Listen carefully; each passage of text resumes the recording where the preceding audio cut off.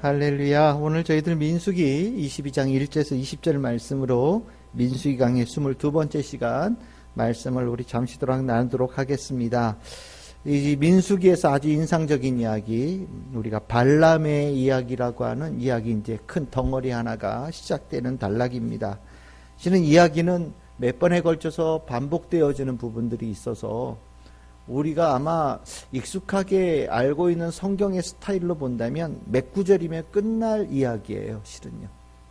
그런데 이 이야기를 성경이 길게 전해주고 있습니다. 그럼 우리는 이 이야기에서 도대체 뭐를 얘기하려고 같은 이야기를 반복해 가면서 또 길게 전하고 있을까? 이 문제에 대해서 우리는 조금 더 깊이 마음에 새겨야 됩니다. 성경에서 길게 언급할 때 또 반복해서 그 이야기를 언급할 때 쓰는 사람도 모르는 거 아닙니다. 다 알면서 쓰는 거예요. 그만큼 이 사실이 중요하고 또 깊이 마음에 새겨야 될 요소라는 것을 보여주는 겁니다. 오늘 내용은 1절에 보시면 이렇게 나옵니다. 이스라엘 자손이 도끼를 떠나 모압 평지에 진을 쳤으니 요단 건너편 곧 여리고 맞은편이더라. 우리가 여기가 이미 이제 올 때까지 다 온 자리라는 것을 알게 됩니다.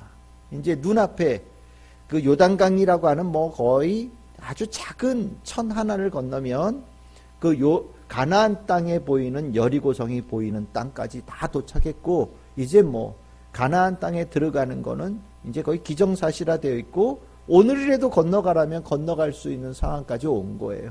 다 온 거죠. 참 여기까지 오기가 그렇게 수월치 않았는데 하나님께서 이스라엘 백성들을 이끌고 또 이스라엘 백성들 중에 하나님을 믿고 의지하는 이들이 여기까지 잘 쫓아서 드디어 가나안 땅에 보이는 곳까지 온 겁니다. 이제까지 많은 싸움들이 있었어요. 특히나 우리가 이 앞에 21장 이 부분을 보면 막 그 주변에 있는 나라들 통행로를 열어주지 않겠다고 막 나서서 물리적인 싸움들, 군사적인 싸움들이 막 있었잖아요. 간단하게 적어서 그렇지 어디 이것뿐이겠습니까? 전투가 한 번으로 끝났겠습니까? 여기서 싸우고 저기서 싸우고 성 하나 또 점령하고 그 다음 성 점령하고 아마 굉장히 많은 싸움들을 해가지고 여기까지 온 거예요. 아모리 왕 시온, 바산왕 옥 해서 쭉 오는 그 길이 아마 굉장히 쓰려면 더 많은 이야기들을 써야 될 만큼 많은 이야기가 있었을 거라는 생각이 듭니다.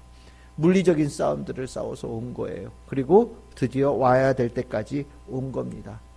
이제까지 물리적 싸움은 치열한 싸움이었죠. 우리는 이 물리적 싸움만 하더라도 굉장한 삶에서 스트레스를 받고 또 어려움을 겪으면서 우리는 지내곤 합니다. 근데 진짜 싸움은 이게 진짜 싸움이라는 거예요. 앞서서 물리적인 싸움들, 군사적인 싸움은 굉장히 중요한 이야기인 것처럼 우리가 생각되는데 그거는 상대적으로 좀 짧게 적어놨어요.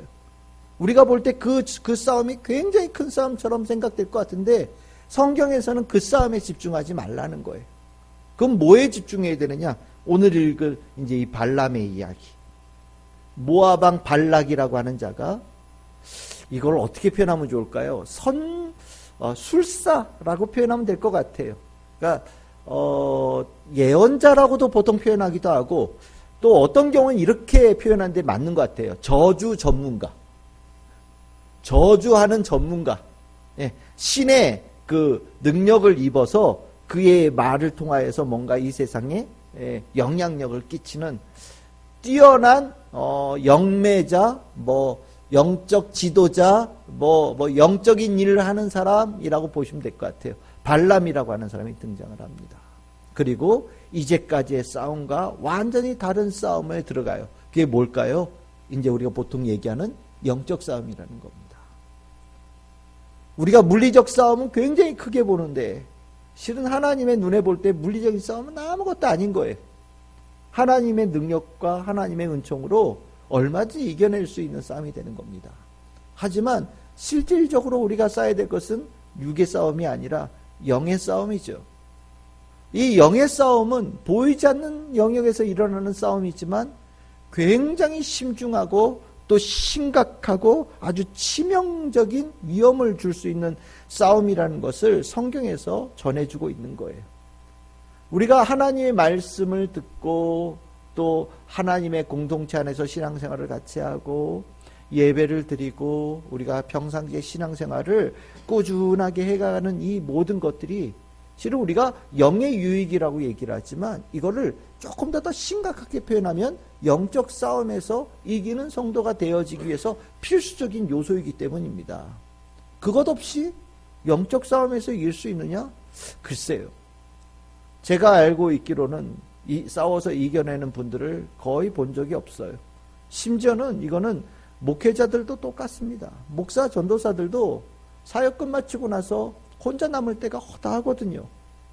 실은 양무리를 이렇게 목양을 할 때는 내가 영향력을 주고 성도들 통해서 내가 영향력을 받으면서 실은 억지로라도 또 때에 따라서는 하나님께서 그 일을 통해서 막 의도적으로 만들어 가시는 그런 그 영적인 양분 또 은혜가 있어요. 그렇지만 홀로 남으면 내가 먹일 양이 없어지고 나에게 하나님의 말씀을 듣고자 하는 이가 없어지고 그래서 혼자 남게 되어지면 큰 믿음 좋고 그 능력이 있어 보이던 목사님들이 막 그 힘이 뚝뚝뚝뚝뚝 떨어집니다.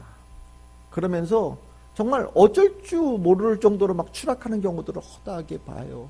그리고 보면 이제 나중에 막 엉뚱한 일을 합니다. 목사님들이 그걸 어떻게 막 그 회복을 해야 되고 다시 옛날의 모습을 좀 다시 얻고자 막 여러 가지의 방법들을 동원하는데 실은 그것이 이 믿음의 공동체, 목양의 과정, 그리고 하나님의 말씀, 믿음의 형제들과 함께하는 것을 통해서 얻는 그 유익에 비하면 실은 굉장히 약하고 또 희박해집니다.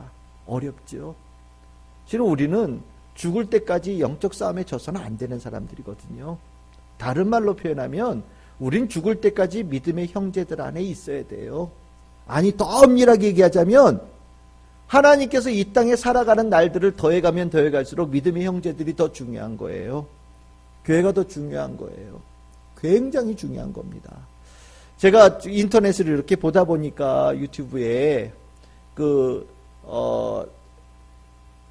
믿음 생활 잘하는 부모님인데 자녀들이 이제 모태신앙인데 교회를 안 다니고 있다. 어떻게 하면 좋겠냐? 라는 이 상담의 이야기가 올라오더라고요. 근데 이제 이제 그 제목만 봤어요. 제목만 봤는데 거기에 댓글들이 은혜가 있었어요. 저는요. 그 밑에 글이 쭉 적히는데 어떤 얘기가 나오냐면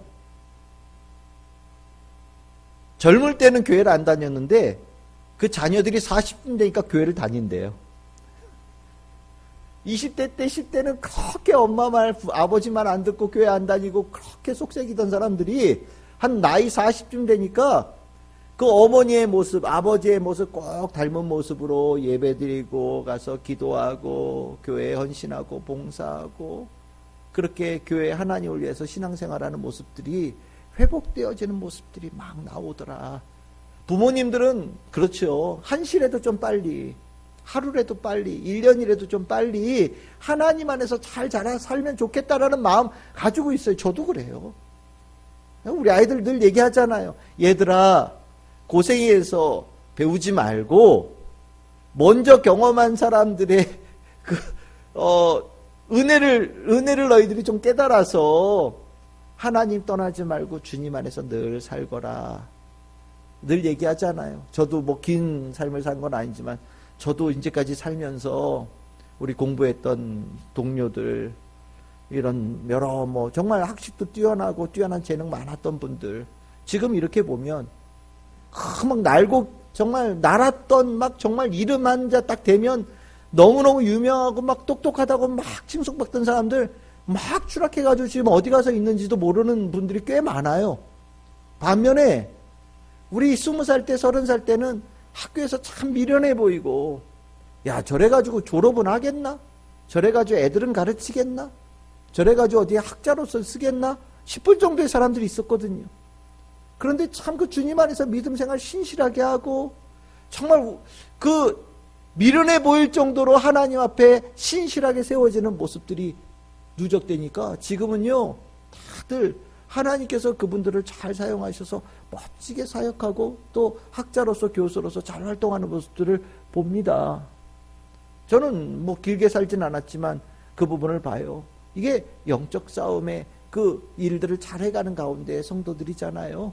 저는 우리 뭐 성도들이 지금 여러분들이 교회 안에 이렇게 있지만 우리 아이들도 쭉 잘 자랐으면 좋겠고, 뭐 한편으로 혹시나 여러분들 중에 내 자녀는 요즘에 믿음 생활 잘 못하는 것 같아요. 걱정하지 마시고 여러분들 믿음 생활 여러분들이 잘 해가는 모습을 계속해서 보여주시기를 바랍니다. 여러분들이 영적 싸움을 이겨내는 그 과정을 통하여서 자녀들이 보고 언젠가 주님 안에 여러분들의 모습과 똑같은 모습으로 교회에서 하나님의 영광을 나타내는 하나님의 아들과 딸로 든든하게 세워지는 일들이 반드시 일어납니다. 하나님께 주신 축복이 있어요. 그래서 저는 개인적으로 보니까 우리 전 세대들 참 신앙생활 잘하셨거든요. 근데 우리가 지나오면서 좀 풍요로운 세대를 지나간 거예요.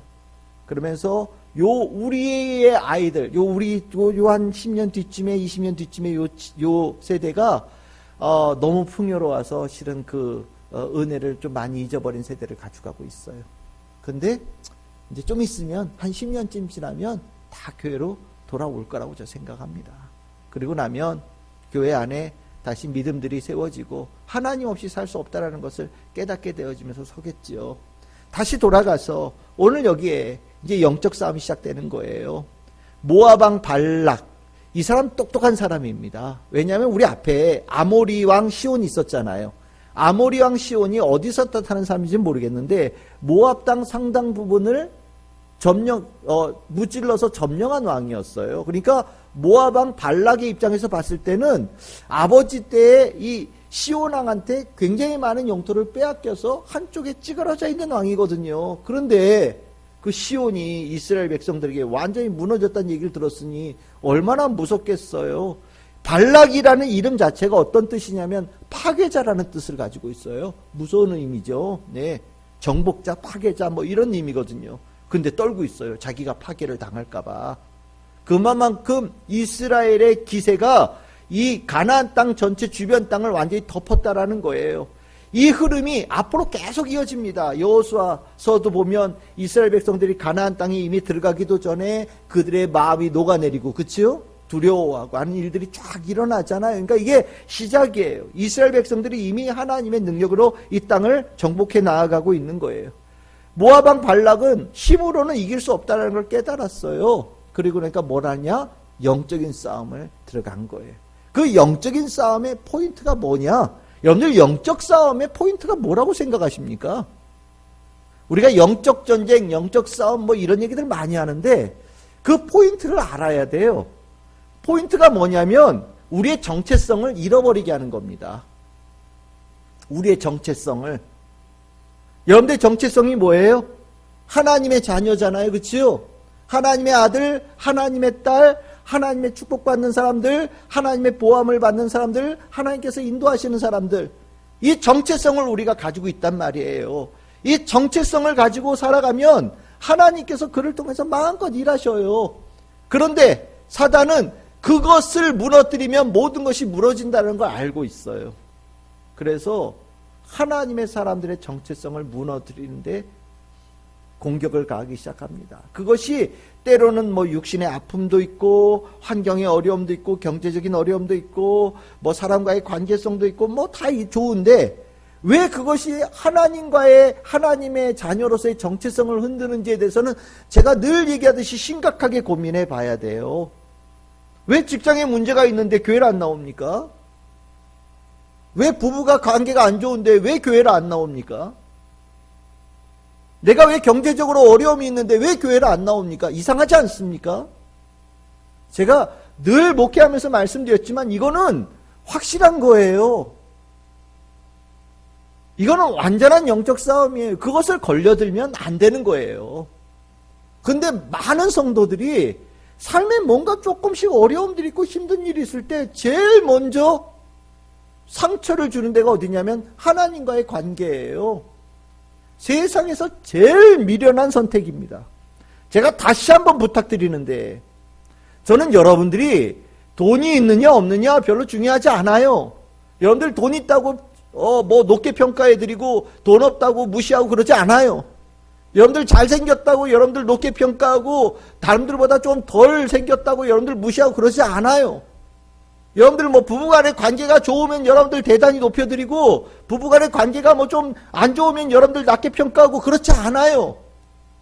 그렇지 않아요. 그러니까 그것 때문에 교회에 안 나오고 하나님의 자녀의 정체성을 잃어버리고 그러지 마십시오. 그거는 절대로 옳은 선택이 아니에요. 그거는 사단이 원하는 거예요. 사단이 공격하는 아주 핵심 포인트입니다. 오늘 이 발람에게 사람을 보내잖아요. 목적은 딱 하나예요. 여러분들 뭐 긴 얘기 있지만 6절 보십시오. 그대가 복을 비는 자는 복을 받고 저주하는 자는 저주를 받을 줄 내가 안다. 그러니까 이 백성을 저주해달라라고 얘기를 해요. 이게 목적이에요. 저주받은 자. 여러분들 영적 전쟁에서 성도들이 심령에 가장 깊이 상처를 받을 때가 언제냐면 내가 저주받은 인생이라는 인식을 갖게 되어질 때입니다. 내가 저주받은 것 같아. 하나님께로도 버림받은 것 같고 사랑하는 사람으로부터 내가 버림받은 것 같고 나의 인생은 잘못 산 것 같아 라는 생각이 아주 깊이 들어와요. 여러분들 다 경험해 보셨을 거라는 생각이 들어요. 저도 경험해 봤거든요. 그것이 내 머릿속으로 내 심령 속으로 쑥 들어오면요 아무것도 안 들려요. 정말 아무것도 하고 싶지 않아요. 그냥 모든 것을 딱 그 자리에 딱 내놓고 다 포기해버리고 싶고 없애버리고 싶은 생각들이 들어요. 뭐 중요하다고 생각했던 거 어떤 다 필요 없어. 내가 10년을 쌓고 20년을 쌓았던 것도 다 필요 없어요. 경험해봐서 알아요. 저주받았다라는 이 인식을 갖게 되어지면 완전히 무너지는 겁니다. 결국 사단은요 하나님의 자녀들에게 사랑받는 하나님의 자녀들에게 속삭이는 거예요. 너는 사랑받는 게 아니라 저주받은 자가 되었어. 너는 인생 잘못 사는 거야. 참소하는 거죠. 그 참소하는 역할을 발람에게 요구하는 겁니다. 그런데 오늘 이 발람의 이야기 전체에서 하나님께서 이 이야기를 통해서 전해주는 메시지는 확실하게 딱 하나예요. 그게 어디냐면 12절입니다. 이스라엘 백성들은 어떤 백성이라고요? 어떤 백성이라고요? 복을 받은 자다. 이스라엘 백성은 복을 받은 자다라는 것이 하나님께서 이스라엘 백성들에게 가지고 계신 생각이에요. 이 생각을 발람이라는 사람을 통해서 모압 왕 발락에게뿐만 아니라 그 주변에 있는 모든 열방들에게 알리기를 원하신 거예요. 그걸 알리는데 발람이라고 하는 사람을 쓰신 겁니다. 더 나아가서 하나님께 복받은 자라는 이 인식을 열방들이 아는 것뿐만 아니라 이스라엘 백성들이 제일 깊이 깨닫기를 원하신 거예요. 저주 전문가의 입에서 하나님의 자녀를 저주할 수 없다라는 것을 모든 사람들에게 알게 하고 이스라엘 백성들에게도 너희들은 하나님께 복받은 자라는 완전한 정체성을 이 심령에 새기게 하면서 가나안 땅으로 들어가는 이스라엘 백성을 만들기를 원하신 거예요. 이 포인트가 발람의 이야기의 핵심입니다. 결국 이것이 이스라엘 백성들이 하나님께서 원하시는 모습이고 이것으로 나아갈 때 가나안 땅을 점령하는 하나님께서 약속하신 것을 성취하는 백성의 모습으로 가는 거예요. 만약에 이 이야기에 하나님께서는 발람이라고 하는 사람을 통하여서도 그렇게 말씀하셨음에도 불구하고 이스라엘 백성들이 내가 하나님께 복받은 자라는 인식을 갖지 못한다면 가나안 땅도 못 들어가는 거예요. 하나님께서 정탐꾼을 보내서 이스라엘 백성들을 가나안 땅을 보이게 하실 때 하나님께서는 그들에게 복받은 자로서 보내신 거거든요. 근데 이스라엘 백성들은 그 땅을 보고 나서 우리는 하나님께 복받은 자가 아니라 오히려 저주받은 자라고 생각을 가진 거예요. 그래서 못 들어간 거였거든요. 근데 여기 똑같이 또 가나안 땅을 앞두고서 여리고성이 뻔히 보이는 데서 영적 싸움이 들어가는 거죠. 저는 여러분들이 어떤 경우에도 하나님께 복받은 자다라는 이 인식을 꼭 갖기를 원합니다. 죽을 때까지 잊어버리지 말아야 돼요. 만약에 여러분들이 육신이 좀 약해지고 아프더라도 하나님께 복받은 자의 정체성은 변하지 않아요. 하나님께서 여러분들을 사랑하시는 자녀로 삼으셨다는 것은 변함이 없습니다. 여러분들의 주머니가 좀 비어갈지라도 하나님께 복받은 자녀로 살아가는 것은 결코 흔들리는 일들이 아니라는 것을 확실하게 아셔야 돼요. 이것에 대한 확신이 없으면 언젠가는 사단의 참소에 넘어가게 되어져 있어요. 그리고 나면 완전한 진짜 힘들고 어려운 늪에 빠지는 인생이 되는 거거든요. 한번 주변 잘 생각해 보세요. 하나님 떠나 있는 사람들, 자신을 복받은 자라고 생각하는 사람이 몇 명이나 있나? 교회 다니지 못하고 하나님 믿음에 결받는 신앙생활하지 못하는 사람들이 자기를 어떻게 생각하는지 한번 잘 생각해 보세요. 다들 하나님께 복받은 자라는 말을 아마 스스로 못할 거예요. 이 메시지를 하나님께서는 발람에게 알려주셨고, 실은 이 발람은 그거를 처음에 왔을 때 얘기를 했어야 돼요. 근데 얘기 안 하잖아요. 그렇죠? 그러고 나니까 모압 왕 발락이 더 많은, 더 높은, 더 존귀한 조건을 내세우면서 또다시 발람에게 사람들을 보냅니다. 이 거리가 얼마쯤 되느냐? 여기 성경에 보시면 여러분들 5절에 발람의 고향인 강가 부돌이라고 나오죠. 이 부돌에서 모압 땅까지의 거리가 한 650km 된대요. 650km 걸어갈 생각해 보셔요. 며칠 걸리겠어요? 말 타고 달려도 650km 가려면은 일주일은 기다려야 되겠죠. 그렇죠? 그러니까 한 번 가고 한 번 오고 한 번 가고 한 번 오는데 어마어마하게 시간이 걸리는 거예요. 그러니까 이 발람이라고 하는 사람이 얼마나 유명한 사람인지도 알게 되겠죠. 발람은 이 거짓 선지자예요. 여러분들 진짜 선지자와 가짜 선지자는 딱 하나예요. 하나님의 의로운 말씀을 전할 수 있는 자. 하나님의 의로움을 가지고 전해야 될 말씀을 전하는 자는 참 예언자입니다. 반면에 돈 때문에 메시지가 왔다 갔다 하고 돈 때문에 어떤 정치적인 권력 때문에 해야 될 말을 하지 않거나 하지 말아야 될 말을 한다면 그건 거짓 예언자예요. 발람은 하나님 아는 사람이라고 보통 얘기를 합니다. 이 이야기가 좀 복잡해요. 더 깊이 들어가면 여러분들하고 얘기하기가 좀 쉽지 않을 것 같아서 이 정도 선에서 끊지만 굉장히 복잡한 인물이에요. 그런데 하나님께서는 간혹 이방인들을 통하셔서도 하나님께서 메시지를 전하시고 그 메시지를 우리가 듣기를 원하시거든요. 발람은 그렇게 쓰신 존재다라고 생각하시면 될 것 같아요. 발람은 가고 싶었어요. 돈 많이 쓴다니까, 높게 쓴다니까, 말 한마디에서 많은 걸 얻을 수 있으니까. 그러니까 하나님께서 분명히 가지 말라고 그랬는데도 또 묻잖아요. 어떻게 하면 좋을까요? 그랬더니 하나님께서 뭐라고 그러셔요? 가는 건 좋은데 가면 내가 전하는 말만 전해야 된다. 즉 하나님은 발람을 통해서 말하기를 원하셨어요. 발람을 하나님의 입으로 쓰기를 원하신 거예요. 결국 이 일을 통해서 하나님 백성의 정체성을 주기를 원한 거죠. 제가 오늘 여러분들 중에 신문 읽은 분들 계실지 모르겠는데 이게 보통 일반 신문에 잘 안 나오는 기사예요. 조선일보의 인터넷 뉴스에 이게 나왔어요. 이게 뭐냐면 동양인 여인 사진 하나 보내주세요. 어때 보이십니까? 동양 사람이죠. 홍콩계 영국인이래요. 이름은 도로시 챙이라고 하는 분이랍니다. 화장도 안 하고 복장도 아주 우리나라 사람들 같으면 깜짝 놀랄 복장이죠. 그렇죠?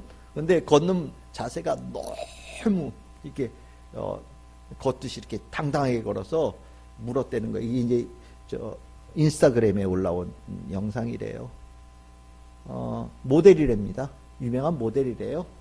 근데 화장도 안 하고 옷도 이렇게 좀 그렇게 입고 근데 마치 당당하게 막 이렇게 걷길래 길거리 귀에다 이렇게 이어폰 꽂고 하도 이렇게 당당하게 걸으니까 물었대요. 무엇이 당신을 그렇게 자신감 있게 걷게 만들었느냐? 네. 무엇이 있길래 당신으로 하여금 이렇게 자신감 있게 당당하게 걸을 수 있겠느냐라고 물었는데 이 여자분이 도로시챙이 대답이 걸작이었던 거예요. 한마디 지저스. 예수님 때문입니다. 이게 지난달 31일 날 올라온 영상인데 오늘 이제 한 열흘 됐죠? 조회수가 1800만회랍니다. 대단한 조회수죠.